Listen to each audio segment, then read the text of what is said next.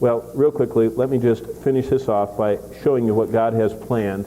And we'll do this starting in the book of Genesis, chapter 15. And I'm going to give you 7 scriptures. And if you want to write these down, I call this the miracle of Israel. And I'm going to paint for you a complete theology of what I personally believe and what I would say that a great many of the current prophetic writers are writing about. It says in Genesis 15 that God picked one man from Ur of the Chaldees and asked him to walk hundreds of miles through the desert to a land filled with powerful kingdom states, and there he revealed himself to him. And it starts in verse 1 of chapter 15. After these things, the word of the Lord came to Abram in a vision and said, "Don't be afraid," Genesis 15:1, "I am your shield and your reward." And the Lord continued and said to him in verse 5, "Look now toward heaven and count the stars if you are able to number them." And he said, "So shall your descendants be." And we know the famous ending to this, "And he believed the Lord," verse 6, "and he accounted to him for righteousness." Well, that same Lord continued, and look at verse 18 of the same chapter. "On the same day, the Lord made a covenant with Abram and said, 'To your descendants I have given Ha-aretz,' this land, from the river of Egypt to the great river, the river Euphrates, the Kenites, the Kenizzites, the Cadmonites, the Hittites, the Perizzites, the Rephaim, the Amorites, the Canaanites, the Termites, the Gerishites, and the Jebusites." Just making sure you're awake there. He gave the whole land to Israel. Number one, God picked his chosen people of destiny as the Jews, the descendants of Abraham, called Israel. And he said, "They are my people." Secondly, if you want to just look with me, and I don't know, there's so many. How about Deuteronomy chapter 7? That's the second verse. I'm only going to give you 7. There's so many, it's hard to thin them down. But Deuteronomy chapter 7. The Lord says in verse 6, "You are a holy people to the Lord your God. The Lord your God has chosen you to be a people for himself." God picked them. He chose them to be a chosen people for himself, to be a treasure above all the peoples of the earth. Verse 7, "The Lord didn't set his love on you or choose you because you are more in number, because you were least of all people, but because," verse 8, "the Lord loves you, and because he will keep the oath he swore to your fathers." Number one, God picked the descendants of Abraham. Number two, God promised that he would keep his promise to give them a land. Did he give them the land? Yes. God proceeded to bring them to that land. Look at Exodus with me, chapter 6. You know, God gave them a specific land, and the book of Exodus very clearly maps out what he did with them. Exodus chapter 6, verse 7 and 8. This is what God says to them in Exodus 6. "I will take you as my people, I will be your God, then you will know that I am the Lord your God who brings you out from under the burdens of Egypt. And I will bring you into the land which I swore to give Abraham, Isaac, and Jacob. I will give it to you as a heritage. I am the Lord." Now, I'm just repeating history. You all know this. This is Sunday school stuff. God picked Abraham. He said, "You're my man." Then God said, "I set my love on you and I give you this land." And then God said, "It's so important, I'm going to actually bring you to the land myself." And he did. In the biggest event of all, he took 3 million people out of a foreign land, and for 40 years he fed and clothed them, kept them healthy, and he put a parasol over them because the people lived in the Sinai Desert where it gets to be 125 degrees in the sun, and God put a cloud over them. Do you ever wonder how people had babies and nursed them and didn't all die, and how older people didn't die of heat exhaustion for 40 years in the wilderness? God put a cloud over them. How would you like to have an awning like that? Just went with you everywhere you went. It was an awning. And at night, how did you keep from stepping on scorpions and vipers? God put a pillar of fire. It might have even provided warmth for them. And for 40 years, he actually put food on the ground for them to go get every morning. When they needed water, he'd put it out of the rock. And the whole time it says their shoes didn't wear out and their clothes didn't wear out. Wouldn't you parents like that? Especially if the shoes got bigger, as the kids grew. God gave them this chosen people of Israel, his land. And he says in verse 8 of Exodus 6, "I will bring you to the land I swore you." And he did. Now, turn to Deuteronomy 28. Here's the next verse. And this is a theology of Israel, which puts the pieces together when I get to the last one of what's going on in the news today. And that's why I'm taking you through this one step at a time. Deuteronomy 28, look at verse 64. As you're getting to verse 64, let me read to you what I've just said already. Number one, God picked his chosen people of destiny as the Jews, the descendants of Abraham. He called them Israel. That's the first point. That's history. Number two, God presented a land to them with clearly defined boundaries. Now, that's true, too. We know that. God says, you get from this river, and this place to this place. That's history. Number three, God proceeded to bring his chosen people of destiny to the promised land. That's Sunday school. That's Moses. But number four is where we get all mixed up. Deuteronomy 28, verse 64.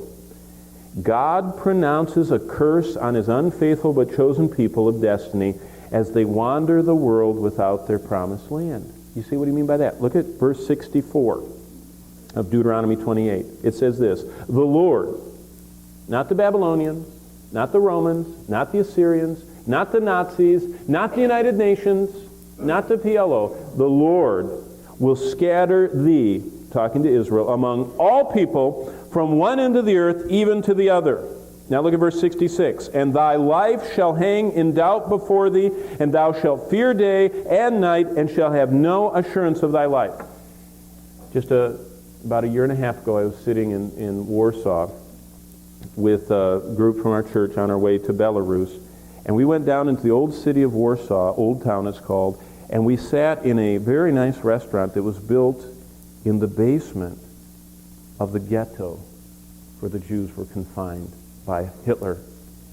And they told us that this was the final resting place, actually, of hundreds of people that crowded down there. And if you remember what Hitler did, he burned. It was just like a huge blitzkrieg, and he just burned Warsaw. Just destroyed the whole city, especially the ghetto, and actually burned all those hundreds of people that were in that basement alive, as well as thousands and thousands of others. After they told us that, I wasn't very hungry. You know, it was an expensive restaurant, but who wants to eat in a cemetery?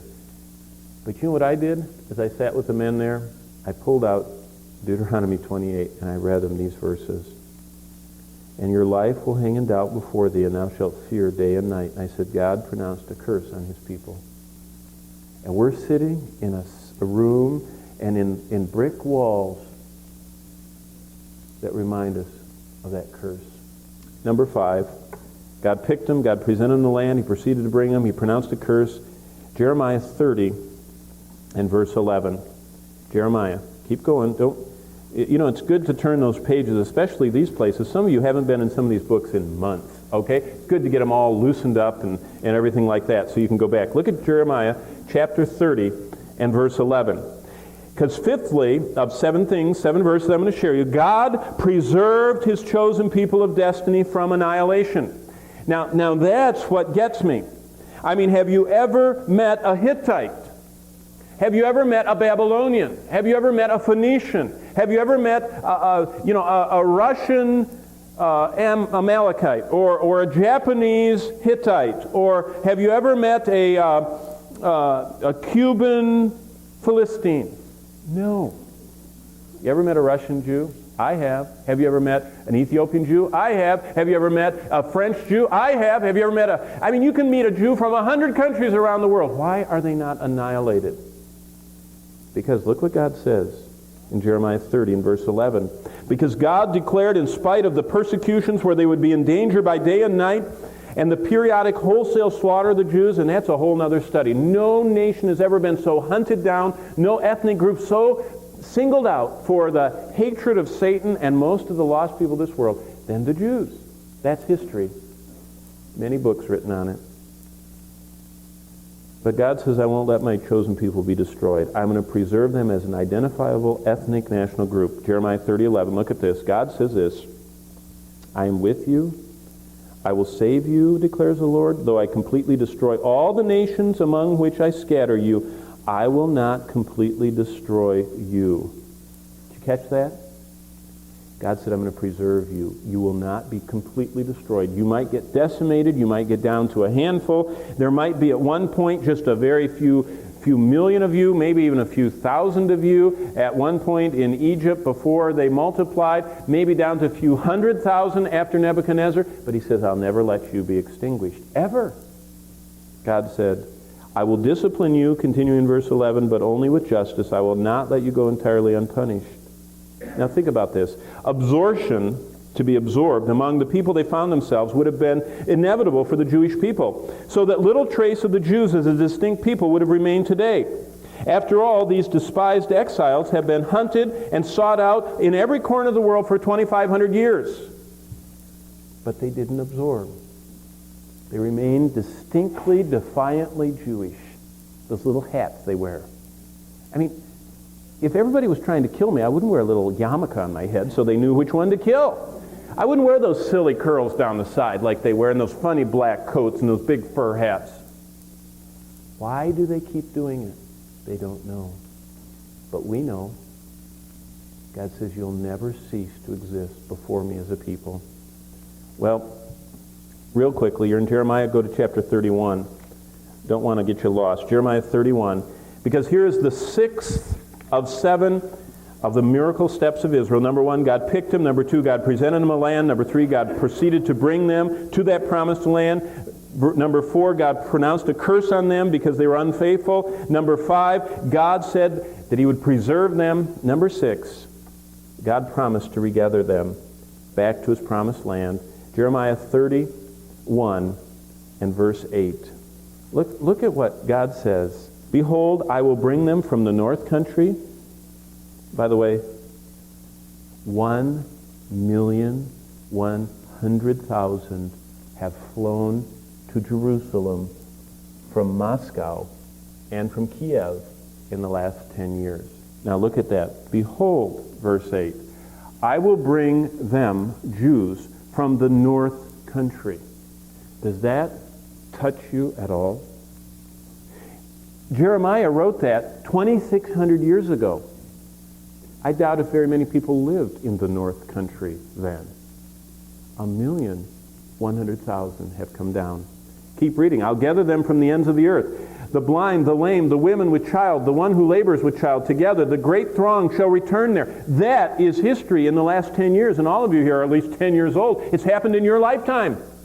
10 years. 1,000,000 of them. Just like Jeremiah said. Verse 9, they'll come with weeping. Verse 10, in the middle, he who scattered Israel will regather him.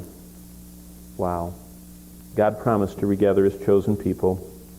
The wandering Jews were without a home for many days, and it seemed impossible such prophecies as these could be fulfilled. Even many Bible-believing Christians thought for centuries God was through with Israel, but the prophecy and promise so long awaited was fulfilled in 1948.